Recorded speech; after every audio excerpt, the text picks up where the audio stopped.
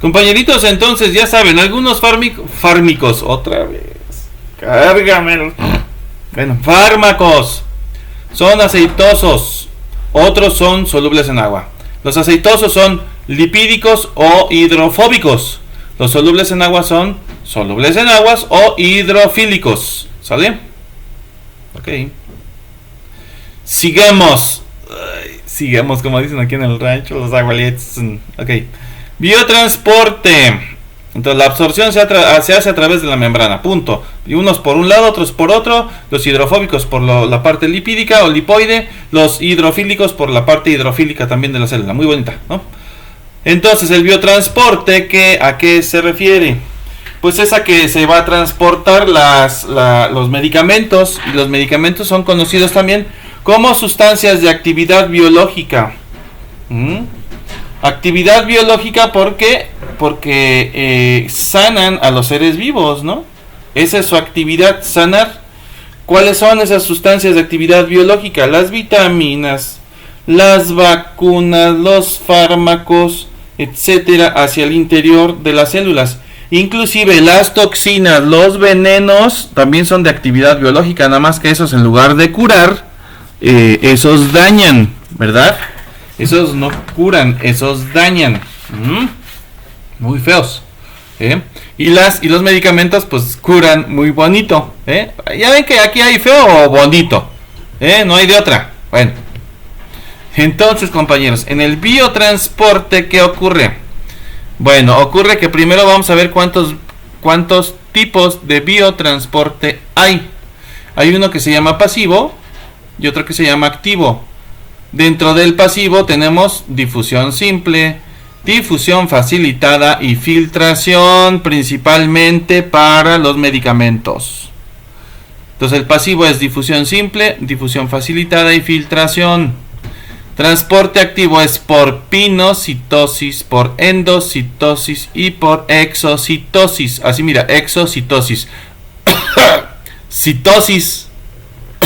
Citosis muchas que tienes. COVID, dicen allá en el rancho, ay, en Tepalcatepec, Apatzinguey y todos esos lugares. Bueno, entonces, compañeros, el transporte activo es de 3 tipos principalmente también. Hay más, hay transporte asistido, transporte regulado por encima.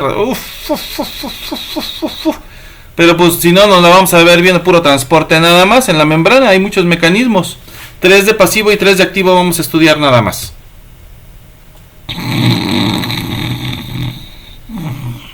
¿Ya? Ok. Transporte pasivo. Como su nombre lo indica, este transporte no necesita energía. Por eso se llama pasivo. La célula no gasta energía en transportarlo. Se produce siempre a favor del gradiente de concentración. Es decir, donde hay más sustancias, hacia el medio donde hay menos sustancia. Gradiente de concentración, compañeros, lo podemos entender si tú piensas en este momento en el tinaco de tu casa. Para que baje el agua del tinaco que está en el techo de tu casa y salga por la regadera cuando te bañas allá cada que Corpus y San Juan, cada vez que cae un meteorito, o cada vez que el biólogo Mario nos dice una de sus tarugadas, entonces no necesita más que tener un gradiente de altura. Gradiente quiere decir diferencial o diferencia. Si el tinaco está por encima de la regadera, el agua sin necesidad de energía cae, gracias a que hay ese gradiente.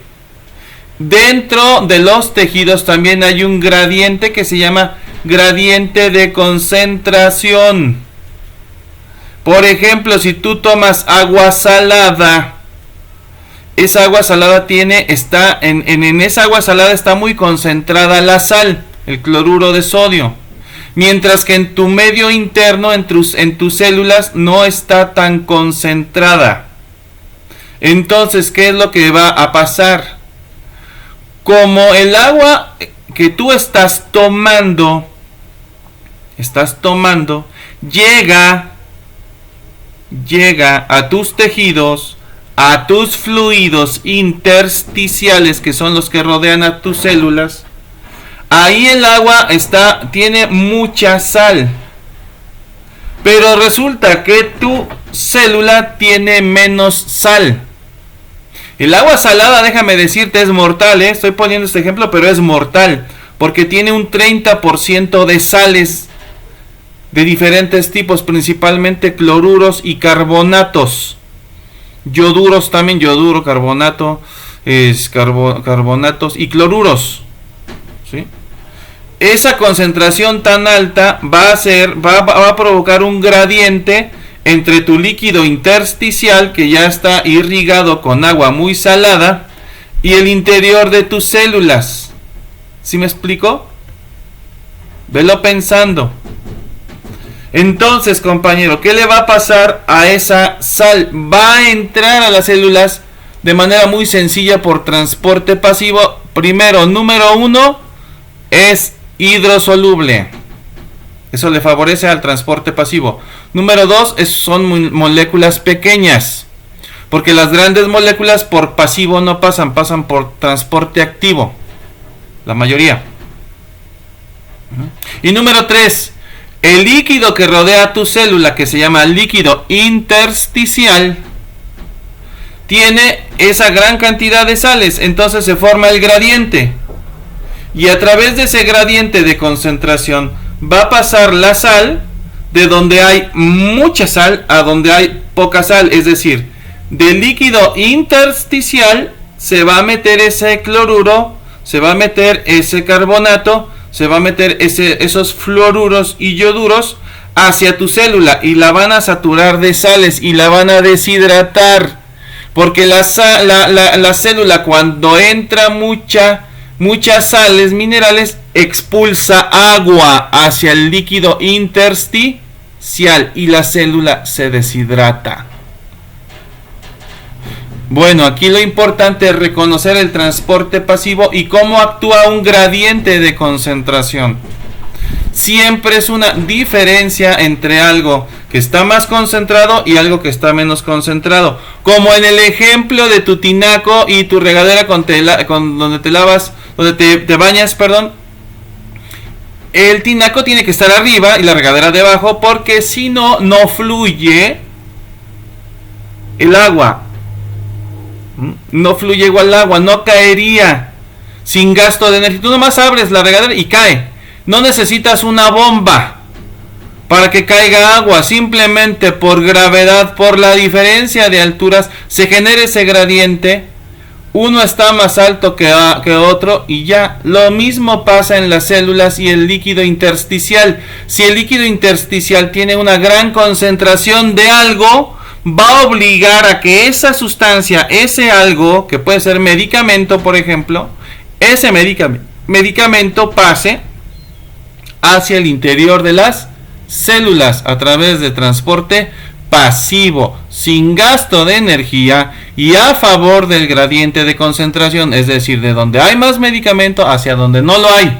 De donde hay más sales hacia donde no hay, de donde hay más comida hacia donde no la hay, donde hay más vitaminas hacia donde no las hay. Así fluye todo a través del transporte pasivo en las células. Bueno, y ahorita analizamos esos dibujitos. Muy bonitos.